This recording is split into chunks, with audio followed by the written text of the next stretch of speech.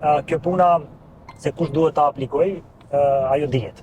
Domethënë njerëzit të cilët kanë mbaru profesione dhe shkolla për një gjë të tillë, domethënë kush janë ata, është stomatologu, është një kirurg oral, është kirurgu maksilofacial, është dermatologu, Frizerja e lagjes.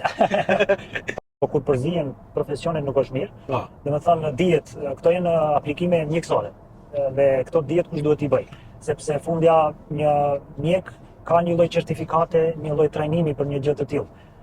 Dhe ka edhe klienti apo pacienti i cili e bën një gjë të tillë ka një backup, një mbështetje si ku Thjesht e di anatominë, ku është muskuli, ku është nervi. Anatominë e fytyrës, muskulit, nervit, enëve të gjakut, po edhe sikur të ndodh, domethënë nuk është problemi i injektimit të tyre.